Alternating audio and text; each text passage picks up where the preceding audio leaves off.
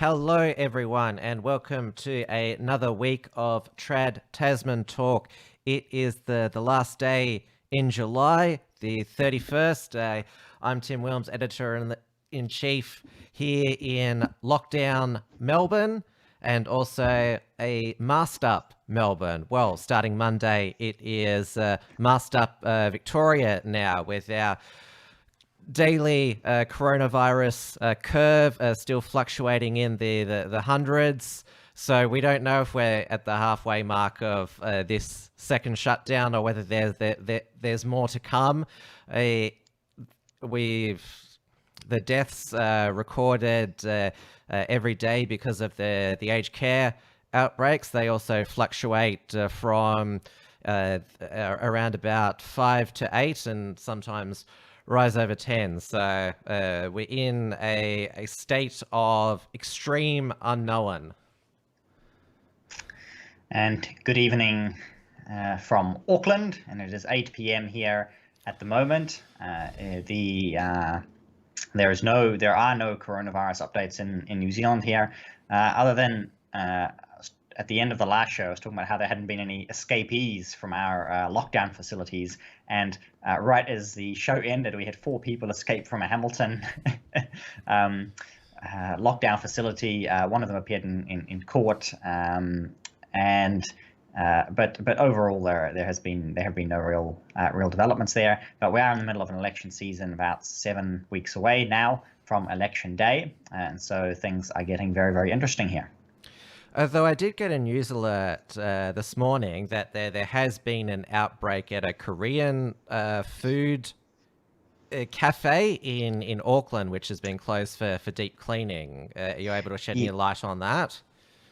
I'm not sure if there's been an outbreak there at some point, but apparently there was a Korean and I don't know whether a tourist or I suppose somebody returning with dual citizenship perhaps, who had been walking around the city and had been were they escapee?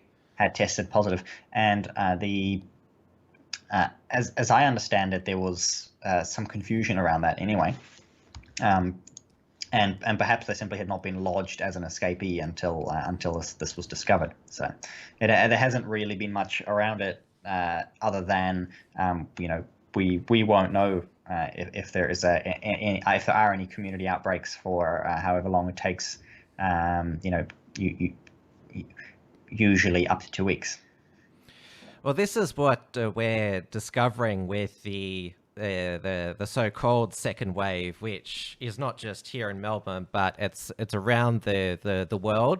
It's concentrated over in the US and the southern states, and now Northern England. They're announcing lockdowns there as well. And now New Zealand, along with one of our states, Western Australia, has basically achieved elimination, with the only trace of the virus being those returning travellers in hotel quarantine. And everyone's heard the stories about what happened in Melbourne's hotel quarantine, and New Zealand is quite lucky that they've been able to recapture the quarantine. There are rumors that it's sort of a bit of a show, and there may be coronavirus cases, and it's all being kept under wraps because of the election. So, but as far as we know, there have been no quarantine issues in New Zealand. Not like you have had in Melbourne, and perhaps. Melbourne is an outlier there because the other Australian states have been able to keep things, have been able to effectively manage quarantine themselves. New South Wales, they recorded above 20 new cases today, which it's been in the teens for the last couple of weeks, but now it's peaked over 20. Now Queensland is on high alert due to some return travellers from Melbourne. These 2 quarantine teens who went on a luxury crime spree in Melbourne and lied on their declaration when they returned to Queensland. And well, they were out and about. Brisbane, a whole bunch of businesses have had to to shut, and it's really triggered a mass testing there, which shows that we don't know if they're going to be proven to be super spreaders there. But we saw with the hotel quarantine in Melbourne, there's going to be a 60 Minutes Australia expose on Sunday night. But just looking at it myself, when we see, what is it, 627 new cases in Victoria today. It was 723 the day before. These and the high rates of community transmission, it's hard to see how that was all that all stemmed from hotel quarantine breaches in Melbourne. It just seems, how did it get out to that amount of community transmission? Because of we currently have at the moment it's 5,743 active cases of the virus, and 1,792 may indicate community transmission. So that's a lot if it's just from quarantine breaches. Yeah, exactly. So I'm not really sure how far can be speculated, but obviously there's a point at which you have so many numbers that the tracing it doesn't work. Right? Well, yeah, that we've seen basically that the tracing catch up where. It's just they've a got all these monumental buzzwords challenge around like our gold standard contact tracing. You know, we can trace and they had this discussion in New Zealand. We can trace 1,000 people. Oh, you've got some blue on the screen. And we've got, we can trace this many people a day. But because the number of contacts grows by an order of magnitude, you simply can't keep up. So either you have managed to completely suppress the numbers, or they're out of control. You don't really have a middle ground in terms of, the contact tracing only works if it's already under control. And Daniel Andrews, our premier, he's now turning up to every daily briefing, and it's clear that so he should, since he's the premier in charge of this, not getting much sleep. This is his virus now. Well, it was called. Yeah, it's been started to call the Dan flu, the Melbourne virus. There's lots of the Andrews wave. That's. But they've brought in the Australian Defence Force to door knock people who've tested positive to check if they're self-isolating, because they were doing all the contact tracing via the phone, and which phone calls are easy to ignore. That's obviously the other thing is people, you're trying to do your contact tracing. You get to the point where people don't care anymore. And a quarter of those that they door knocked yesterday who tested positive, supposed to be isolating, weren't at home. Yeah. Exactly, right. And so you mentioned last week how everyone is when they're in public, when they're visible, they're seen to be complying. Everybody's still wearing a mask out in public because that's what the government says they've had to do. So they're out there in public complying. But as soon as nobody's looking, people are simply doing their own thing, because they can't afford to do what they're being told to do, or they don't want to do it anymore. Or they've lost trust in the system, which, as you can imagine, in Melbourne will be the case, because the system has failed them. And so you end up in the situation where people aren't listening anymore. You're not going to be able to trace people, and you completely lose control of the population. And I suppose it will be interesting to see where they go. But trying to push how urgent they think it is, which is why they've introduced the masks, which we discussed last week, 2 weeks ago. They've introduced the masks because we need to make people think it's serious. People have got to believe it's serious, even though the masks themselves are rather irrelevant. Where do you go from here? And I've always advocated from the beginning that it was wrong to lock up healthy people, but you should quarantine the those who are sick, the vulnerable, and the elderly, which with the it going through the aged care facilities where it's fair to say now the vast majority of the deaths in this second wave have been in aged care facilities. We're up to 113 deaths in total in Victoria from the coronavirus.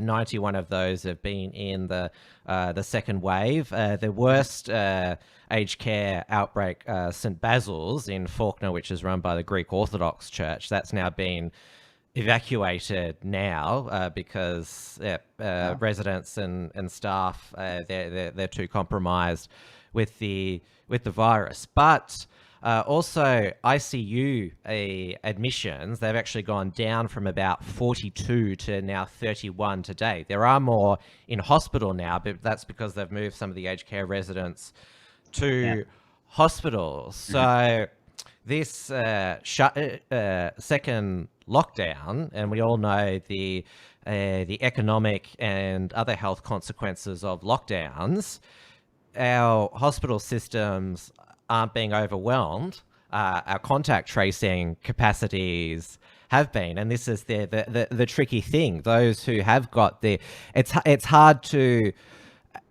as it's proven, this door knocking, hard to actually quarantine those with the virus. We're just putting, with the first lockdown here in Melbourne, we had the strictest lockdown. It seems that let's just ban everything and just cross our fingers that the virus goes away, which I think is what New Zealand did as well. Yeah, and we got lucky in that it was done at an early stage. Once we had, we had like 19 cases, and the entire country was shut down. So that's, in hindsight, it should have been done at 0 cases then if we were going, essentially they left the borders open while they locked the country down, of course. But that was a point at which it was basically cool. We can do this, we can get lucky, which we did.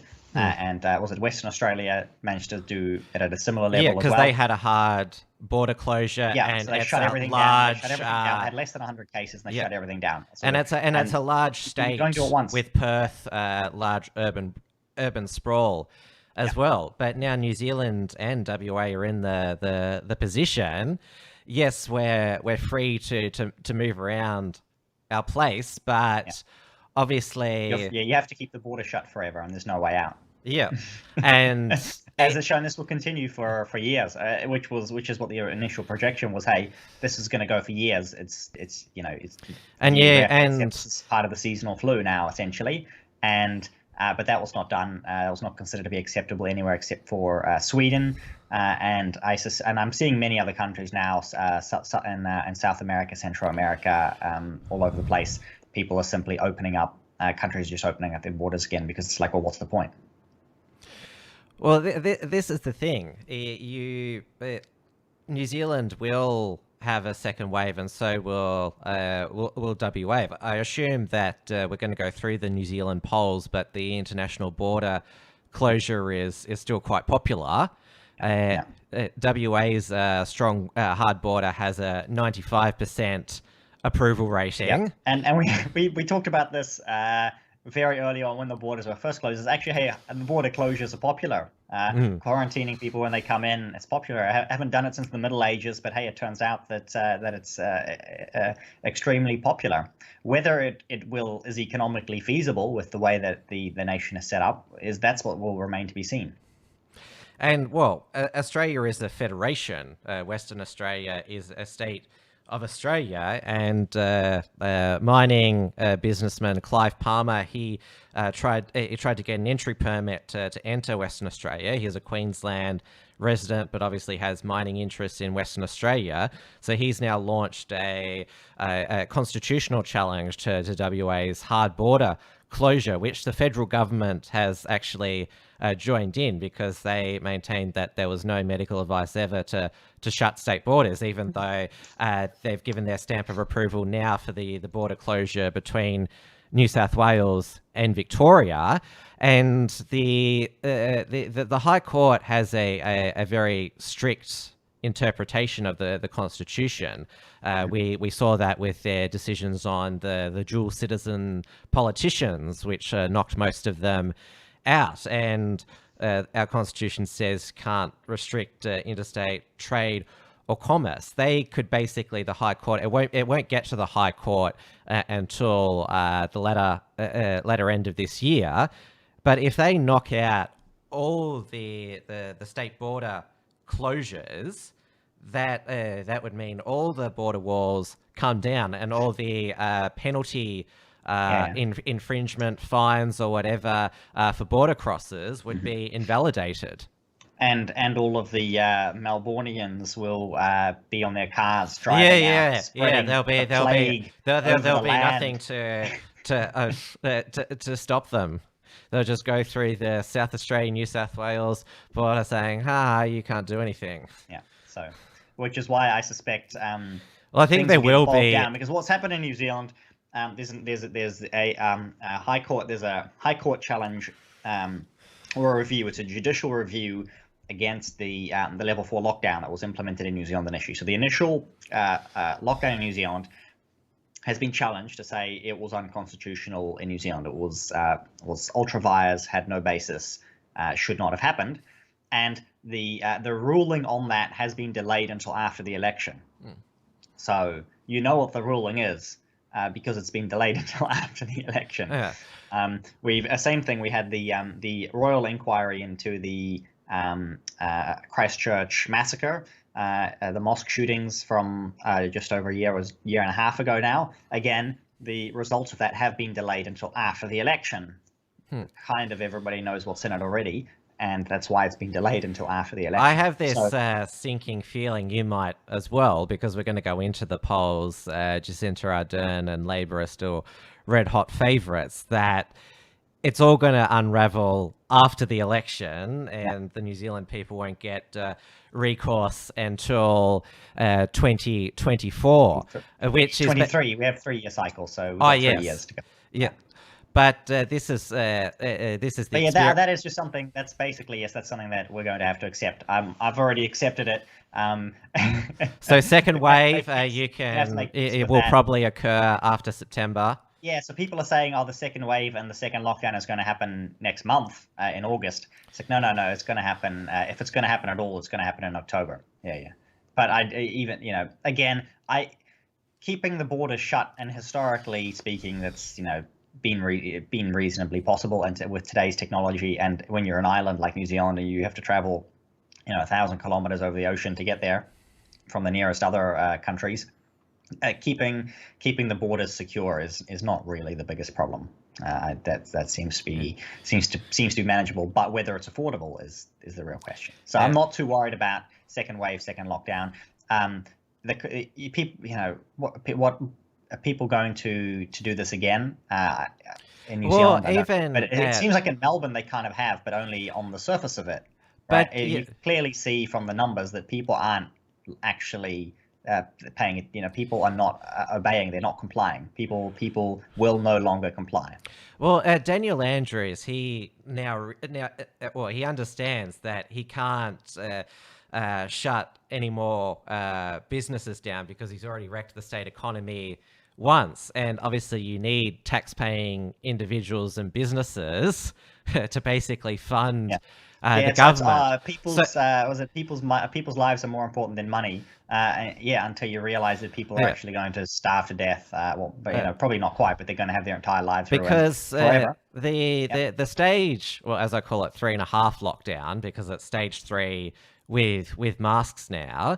They've introduced new restrictions into 6 local government areas in Greater Geelong and its surroundings, but you'll be banned from having visitors, weddings and funerals at your home, but the pubs, restaurants, cafes, gyms and community sport can still take place, because Dan Andrews said, although it may seem counterintuitive, it's easier to enforce the social distancing on gatherings at these venues. So obviously, I know that a lot of communists would like to monitor what goes on in on private homes, but it's much easier to get businesses and threaten them with fines to enforce Yeah. social distancing and that. But he doesn't want to shut those cafes and restaurants there because he knows the damage it will do there.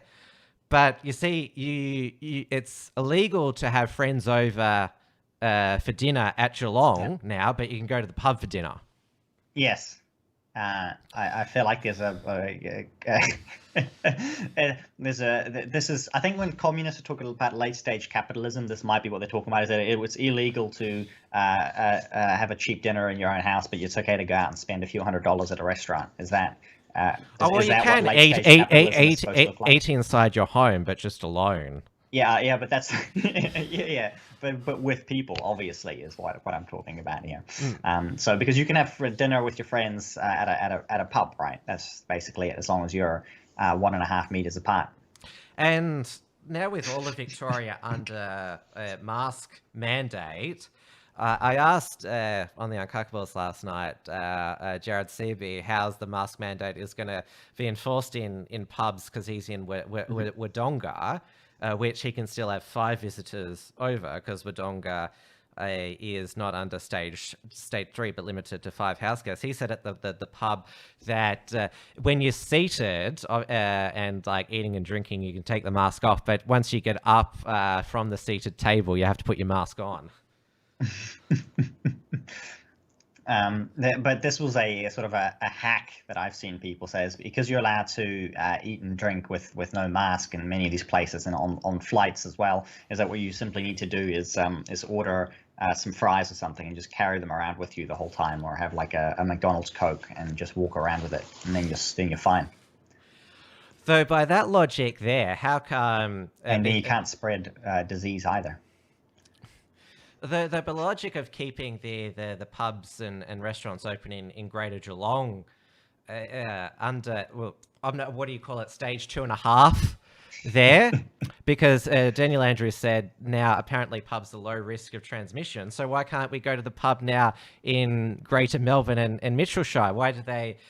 because there's been the main outbreak has been in the Colac Otway Shire at a meatworks, abattoirs. They've probably been second to aged care facilities with the worst outbreaks, given that it's so hard to socially distance at abattoirs. But you see the inconsistencies there. When Dan Andrews was announcing this on Wednesday, I was like, what? It's not supposed to be consistent. It's not supposed to make sense. It's just supposed to make people either frustrated or just give up. There's nothing else that really matters around it. That's just the way it is. We've got a super chat in the live chat from Dia Beltran for $2.99. Thank you, Dia.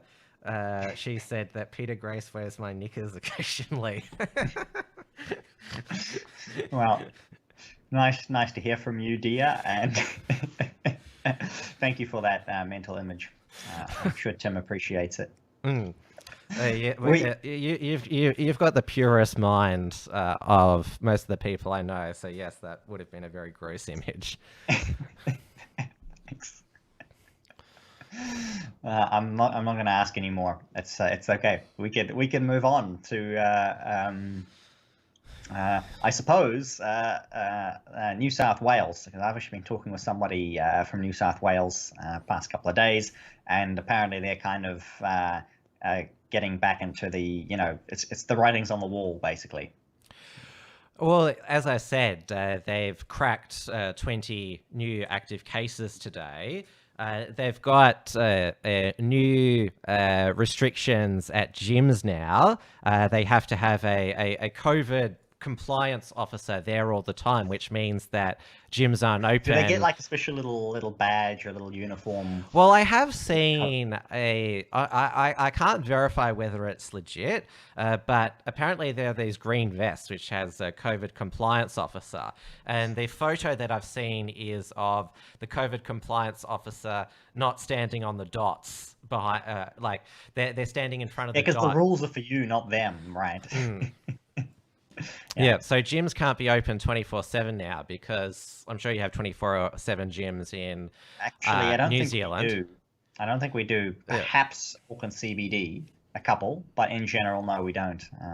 To my knowledge, I don't really go to the gym. Sorry, Well, they've become all the rage here in Australia. Well, up until now, but they're obviously they're unmanned at like 2 o'clock in the Ah, morning, so they can't be open at 2 o'clock in the all morning. right. So So they're the not 24 compliance seven of, again.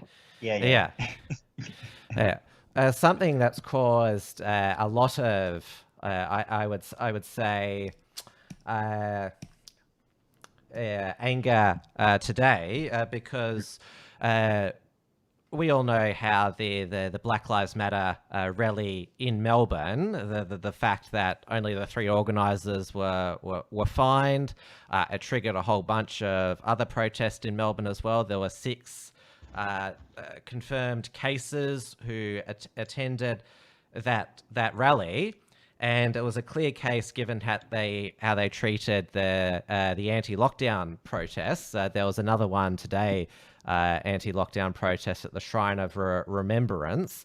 18 of the attendees were fined with that, but it was the clear basically because it's a cause the left progressive support, and Daniel Andrews being a far left progressive premier basically just said don't go.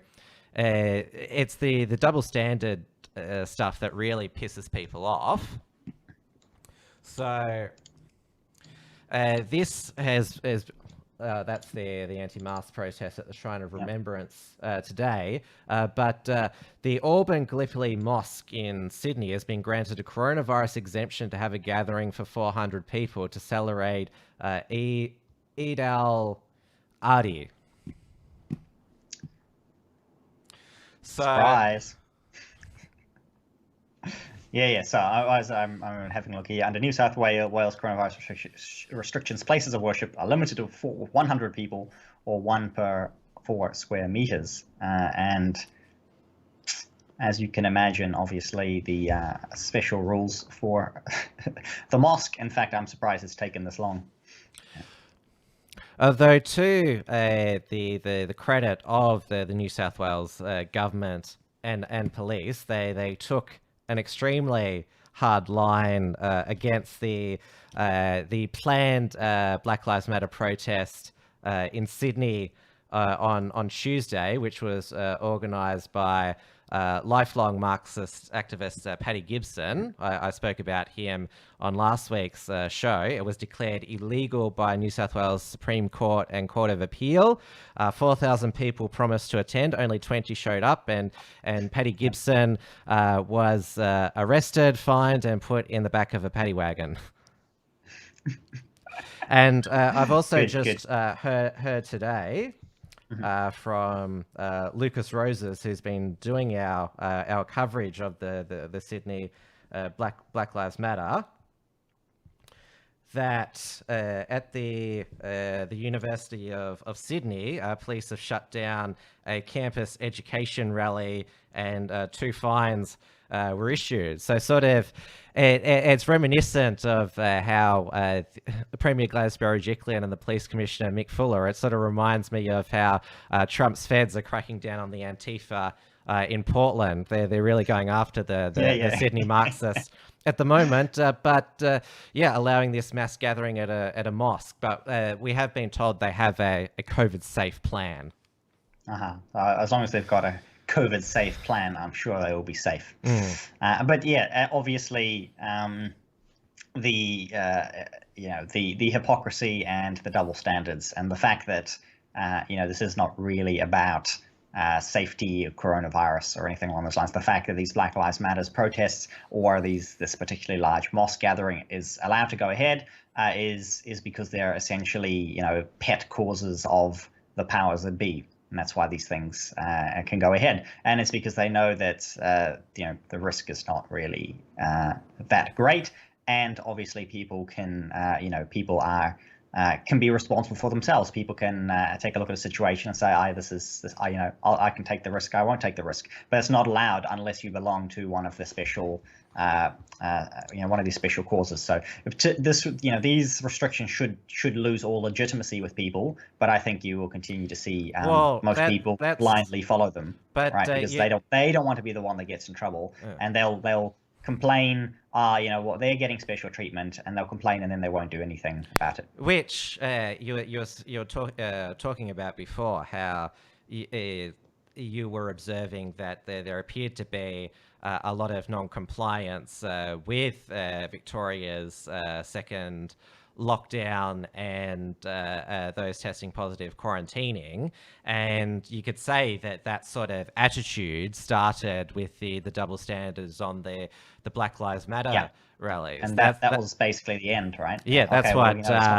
we know it's not serious. That's what Michael O'Brien, the Liberal state opposition leader here, has said, that you're not applying the law consistently, and there hasn't been equality before the law. And I reiterate my point that having a go or cracking down on healthy people, say exercising in the next suburb, when we've got people testing positive and not being at home, that's the real issue and cause for the spread, not somebody going to the next suburb to go for a walk in the park. No, obviously not. And we had similar cases many months ago now in New Zealand, where it was a case of the police were pulling people over because they got in their car and drove 5 minutes to go to the beach, and stuff like that. And I mean, that was baloney from the beginning, and obviously illegal in New Zealand, but that won't be confirmed until after the election. So yeah.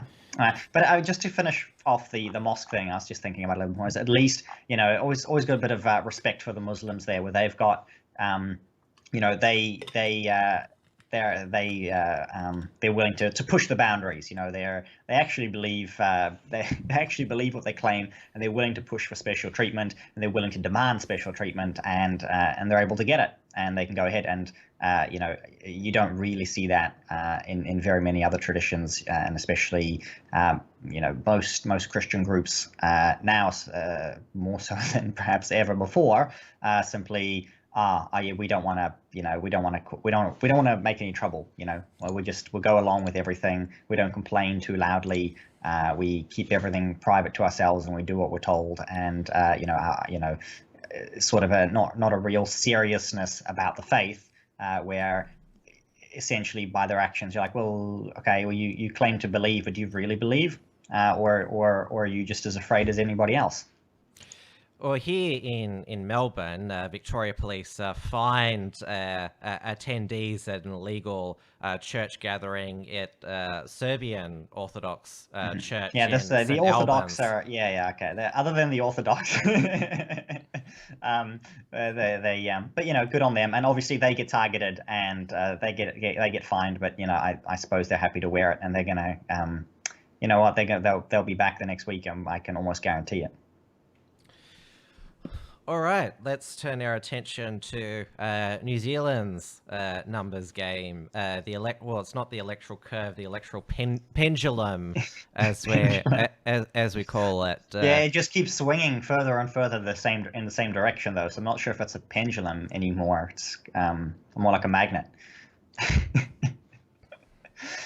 We had 2 polls this last week that are worth having a little look at in the lead up, because it's sort of interesting as to the overall trend. So the first one was a news hub one, a favorite media outlet, News Hub, and they showed Labour up at 60, a whole whopping 61%, National down to 25. The recent polls have consistently been showing New Zealand First about 2%, which would knock them out of Parliament. The Greens consistently floating about 5, 6, sometimes a little bit higher, but they may just scrape themselves in. Yeah, this is the next poll. Yes, this is the next poll. So the next poll that was after that has similar numbers there, except for has what I would probably say are more realistic numbers there in terms of what the final result might be. Labor at 53, National at 32. It's never happened before under New Zealand's MMP system where one party has got over 50% of the party vote, but we are in rather uncharted waters here, and It's it's interesting to certainly see ACT possible. up at 5%, which is the Yeah, threshold under to yeah, MMP, and that's a credit but to David Seymour on in both the post Christchurch civil liberties crackdown, and also with the coronavirus lockdown, actually being a real consistent libertarian and yeah. really be prepared to be that lone voice advocating for freedom. Yeah, and not on every issue, but on many issues anyway. He definitely is deserving the rise in the polls there.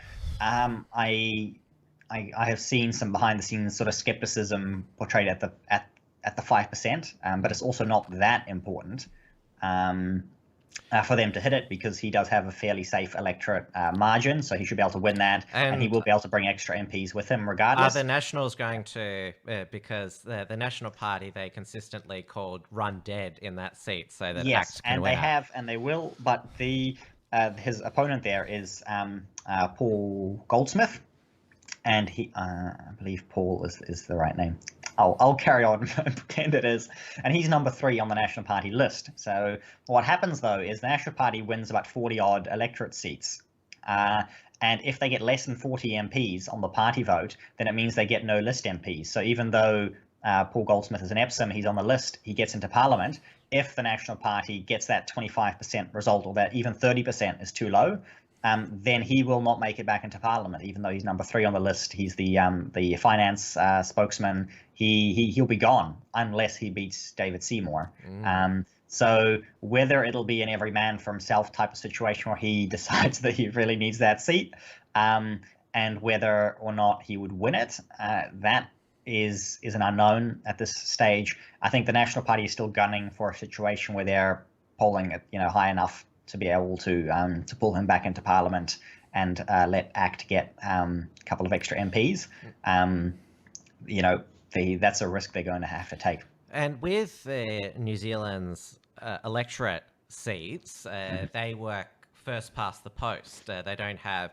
I think Australia is one of the few nations which has the preferential voting system, or it's also called instant runoff, where the winner, the person that's elected, has to get over 50% of the vote, and in an instant runoff, it's done through preference distribution. But New Zealand's electorate, it's the same as the UK system. It's the first past the post. Yeah, for whoever gets the most votes, whether it be 30% of the vote or 49% of the vote, they win. What's interesting to note here as well, sort of the preferred prime minister rankings and favourability ratings. What is consistent there is Jacinda Ardern is consistently up about 60% preferred prime minister, which is fairly consistent with the party votes that she's getting. So that kind of backs it up a little bit, that she's up in the high 50s to low 60s. Judith Collins, on the other hand, is at between 15 and 20%, which is the highest that we've had for a National Party leader since. And I'm just having a look at the charts here. Let's see, it's off the charts. Yeah, okay, so since perhaps Bill English, who are we looking at? So Bill English, so when was that? February 2018 is when Bill English was polling as preferred prime minister, on similar to what Judith Collins is now, and that's when Simon Bridges took over. And Simon Bridges himself, at his highest, polled at about 10 or 12%, half of what Judith Collins is at now. So even though the National Party vote still appears much lower, keep an eye on that preferred prime minister ranking, because her favorabilities are pretty good. She's at 20. Let's see, she was above 50 favorability, so 55% of the country views her favorably. So that's, there's a room for growth there, and so she is at about overall a 27% positive rating, which is nothing compared to Jacinda's, which is probably more like 70 or 80. But this is the highest the National Party have had one of their leaders since Bill English left, and perhaps sort of that transition between Bill English and John Key. So there is room for them to move up, and I think you will see them go up above this negative where they are at the moment. And when some of the benefits start to run out, if they're not extended. Are you talking about coronavirus? Yeah, coronavirus benefits, essentially the job keep alive system that keeps paying people their wages.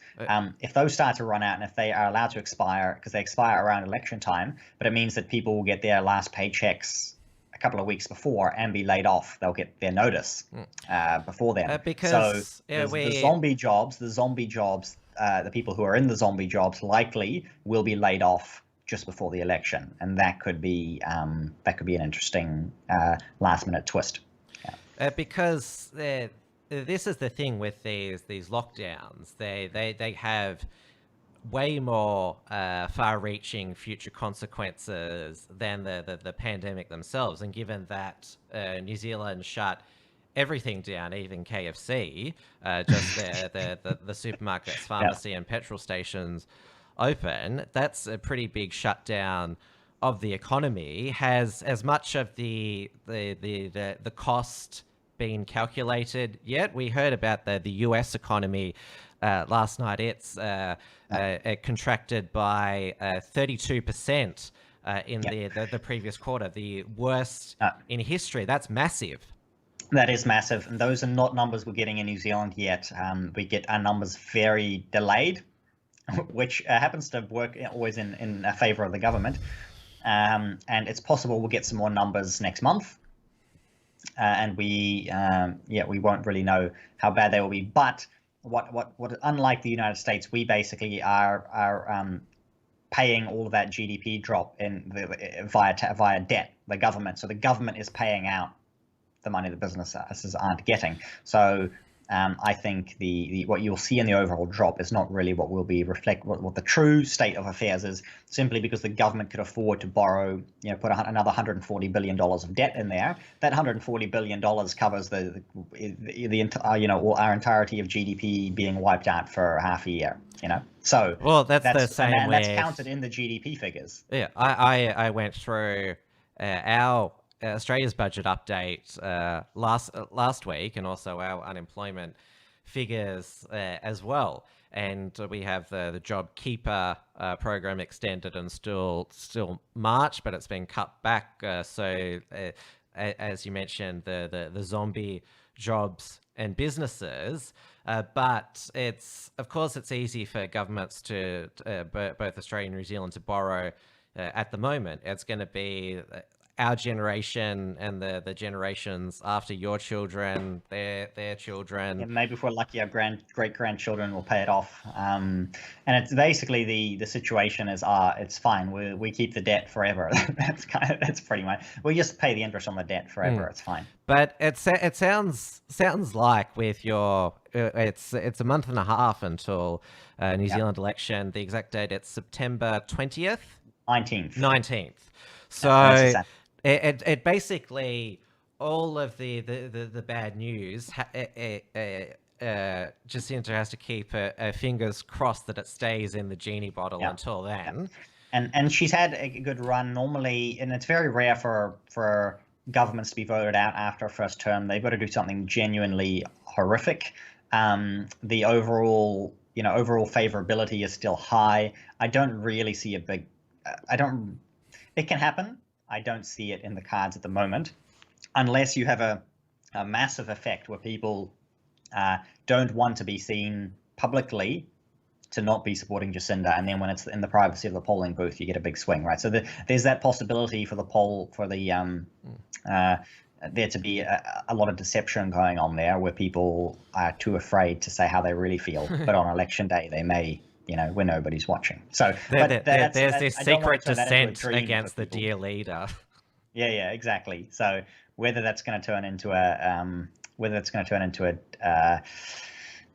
reality, we don't know. I wouldn't pin anything on it. I would say I would expect them to probably hit just shy of 50% or just over it. And but I do expect National to make some gains. What is interesting, worth mentioning before we get to the end here, is the rise of a social media phenomenon that I haven't really discussed before, but we have had some new parties registered just in time for the election, and those three parties are Heartland, which is basically sort of a farmers anti-global warming resistance party that's a national party members who have left to out of protest against the National Party supporting the Zero Climate Act. And they are just running in some rural seats. They're going to try and nick some of these seats off national rather than go for the 5%. So they're just farmers trying to win a couple of rural seats. And then the other one is something called the Tea Party, which is basically a Chinese businessman trying to run his own party. Don't see anything coming out of there. And the final one is Advance New Zealand, which is Jamie Lee Ross, who's the botany MP at the moment, who's was independent and formerly of the National Party, and one of my opponents in the campaign. And he has joined forces with a sort of a I don't know how I would describe him. He's a sort of a musician of sorts, I suppose, but Billy T. Kahika, or just Billy TK as he is called. And he started up this thing called the New Zealand Public Party and became a big social media event. And he, sort of gathered together all of what you would call the conspiracy theorists from all over the internet, all of the 5G anti-vax coronavirus. Was it 5G causes coronavirus and the vaccines cause coronavirus? All of those people, not necessarily that's the policy they're promoting, but that's the way that that's what comes out when people look up, what are they all about? That's kind of what comes up, which is interesting to watch. But also now is sort of the prime time for this, where like now is the time for conspiracy theorists to win, kind of because the conspiracy theories are coming true. Right. Yes, and the mainstream media and government continue to lose credibility. Yeah, and so the conspiracies start to become more and more plausible and mainstream, and even what I now see more as the fake, the true people who perhaps may have been considered as hardcore conspiracy theorists view this as a conspiracy in and of itself. So it's like we're dealing with conspiracies inside conspiracies. Yeah, it's the people who believe that QAnon, for example, Q, is a false flag, a controlled opposition operation. So this is more like the QAnon people. So you get an interesting dynamic here. But whether this will go, whether this will run into Parliament, I don't see it happening. But apparently, Billy himself did show up in the preferred Prime Minister ranking at 1%. That's a start. So that's a start, and that's quite something. So they managed to get his name into the preferred Prime Minister ranking. So there's a little something happening there for sure. Who it's going to be good or bad for, I don't know. Jamie Lee Ross was basically toast without this, and he's thrown all of his hopes on Billy TK. Whether they're going to get along, I don't know. This seems to me, watching these two people and what I know about them, looks to me like they're not going to get along, right? It's they both want to be at the top, and they're co-leaders, but you can't have, there's not enough room ego. Game. Yeah, I don't think there's enough room for the two of them up there. That's what I can see. I could be proven wrong. What I see up there is an interesting and there's very little to go on at the moment, other than it is basically you can I put a link in there. You can show the audience a couple of pictures very quickly, just so they know who we're talking about. So they had their party launch in Auckland just last week, and they had a big they sold out a stadium. So if you look at the top there, but they managed to seat like 1,000 people the stadium. You can see Billy there on the left and Jamie on the right, and down to the image where you're at, and then that's if you stop at that one for a second. So that's Billy on the left, Jamie on the right, and whether they are going to get somewhere, we will find out. They managed to sell the 1,000 seats or something. People have travelled from all over the North Island to come and see them. So they definitely managed to create a little micro phenomenon, and whether they can take that enthusiasm and in 6 or 7 weeks turn it into electoral success, who knows? They don't have a ground game. They don't have any kind of resources that I know of. They don't have anything except for huge social media following, people who are very, very intense online, and trying to get into the media. Obviously, the crazier your ideas are, the easier it is to get more social media flack. Sorry, not social media, but mainstream media flack. So you get the mainstream media to come after them and call them, crazy, which they might be, and that's what they're hoping will propel them forward. So yes, which has been proven to work for some controversial people in the past. But while we're speaking on social media, this has been in the works since the beginning of the year. Federal Treasurer Josh Frydenberg, he announced today a draft. It's a draft digital platforms code, which basically it's a draft mandatory code of conduct governing digital platforms and media businesses.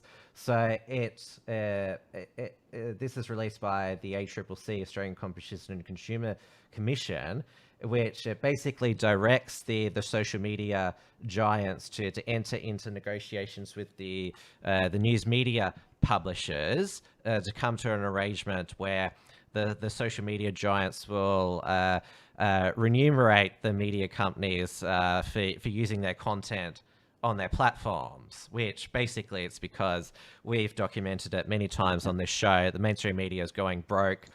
They blame the power of Facebook and Google for basically utilizing their content for free. If they can't come to a voluntary arrangement, then there'll be binding arbitration by the federal government. So and this comes on top of, we just saw the tech giants testify before Congress, where it's been talked about for a while whether the US would use antitrust provisions, which is sort of their anti-monopoly, anti-competitive laws, to break up the tech giants that's been talked about for a while. And this coincided at the same time when Facebook, Twitter, and YouTube have been scrubbing the press conference of those America Frontline doctors talking about hydroxychloroquine. Yeah. And and that's been quite an amazing watch, and seeing the amount of counter propaganda that has to be deployed to try and override at least what they see as this is something Trump suggested, so it must be bad, so we have to suppress it.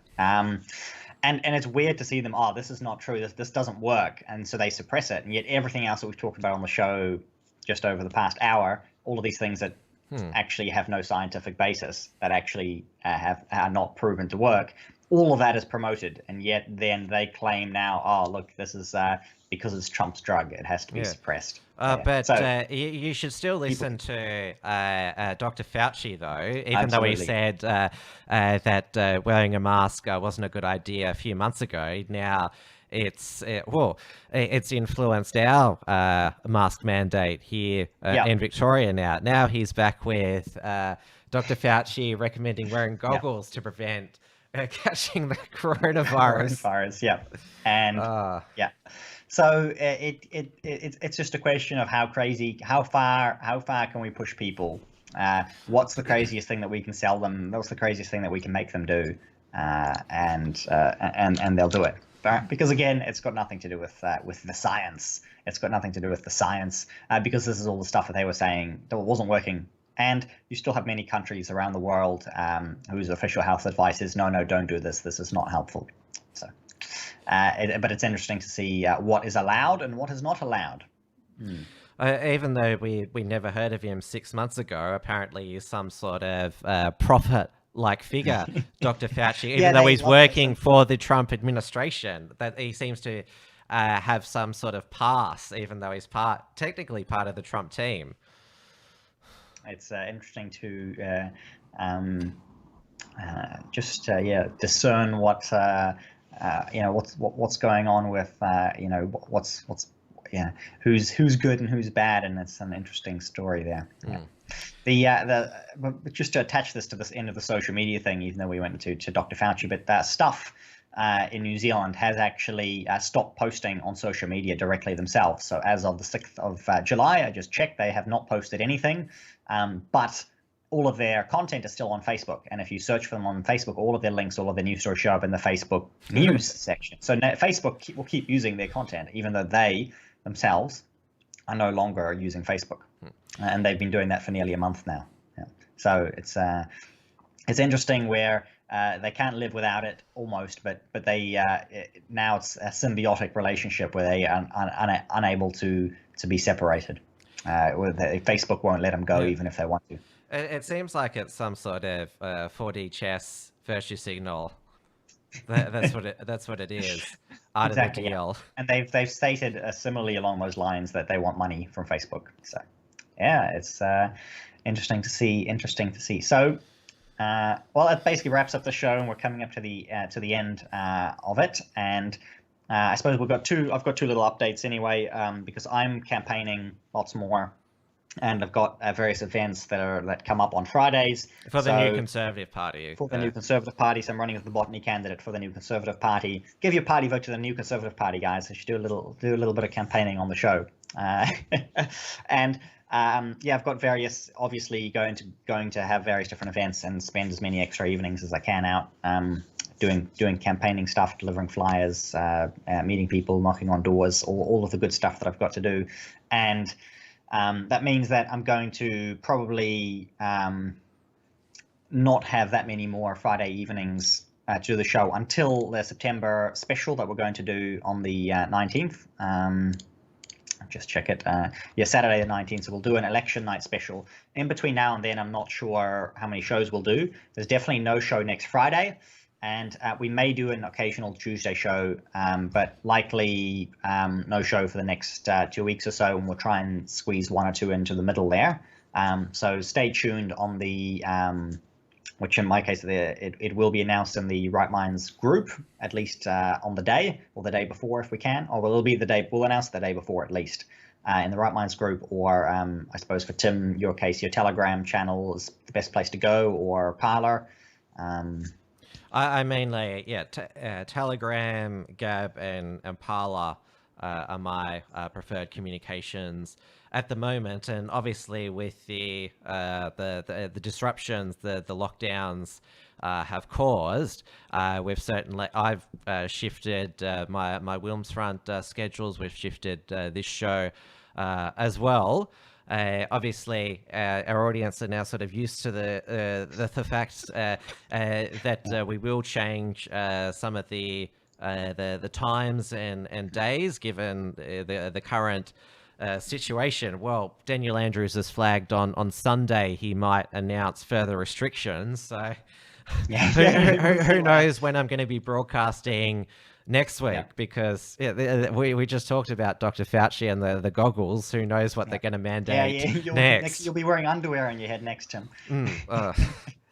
But yes, so we'll try to do a show when we're both available, because we do want to keep you updated on the New Zealand election campaign. I certainly want to as well, because MAGA 2020 New Zealand is as important as US MAGA 20.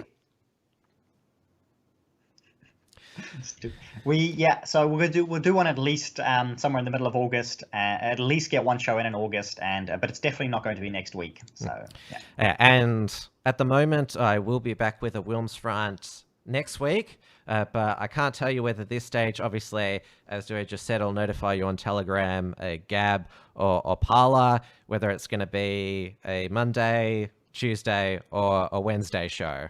We'll just, it's basically just, what is that, one half day at a time now. Yes, it's, but you do the best you can, Tim, and stay Stay positive. Stay safe. I've got one last update myself as well. I said last week I was going to have the first day in court on Thursday for my police trespass case, and that did happen. So it was apparently very, very quick in the morning. The Crown wanted to proceed directly to settlement conference, which most definitely is something that I didn't want to do. But my lawyer argued that obviously the fact that they have not provided us with any discovery, we don't even know the full scope of what's gone on because they haven't given us any information. The police are still being incredibly secretive for some strange reason. So my lawyer successfully said to the judge, no, we need to have a trial date, which the judge agreed with. We need to, so he set a trial. So we are guaranteed to get some discovery. We're guaranteed to get the documents that we need. And obviously, what I really don't want a settlement because that's going to be resolved behind closed doors. And what I'm really after is obviously a verdict that what the police did to me was unlawful. And that's the whole reason that I'm doing this. So day one was a success, and likely, it's been 6 months to get this far. But I'm told it can, it can be as little as 6 to 12 weeks to get a court actually get a trial date set. So that could move things along quite quickly if we can. But who knows where things are at with the coronavirus delays. And if anybody wants to support me, rightminds.nz/donate, and keeping costs very, very low. I'm not doing a big fundraising campaign, but I know there are people who have said, hey, look, I just want to pitch in a little bit. So you can go to rightminds.nz/donate if you would like to help a little bit, and that just makes things a little bit smoother and easier for me and Amy. Amy doesn't have to worry them spending all of her money on courts. And well, that's what is it? No, it's the money that you earn, which you give to her in housekeeping. Yeah, exactly. A wife bonus. She doesn't want it eating into her wife bonus. And I see some people in the chat say yes. Thanking me, and yes, I am trying to keep people updated, and this is basically the first real update I've had in 6 months. So there you go. I will keep you updated as much as I can, and that's everything from me. And I won't see you next week, but we stay tuned, keep following us, and we will let you know when the next show is going to be. And we're definitely going to have an election night special on Saturday, September the 19th. That's the one to put in your calendar. Oh, it's good that we finished on some good news, because we certainly need it. Yes. try and keep focused on the positive, even though the show is all about talking about the news, which is only ever negative. Yeah. Well, we have to be blunt with our audience about the reality of the situation, and we know better than anyone to not say, yes, trust the government and the media. Everything's going to be okay. Everything's going to be okay. So, well, thank you, everyone. Good night. Stay safe. Stay free. Good night, everybody.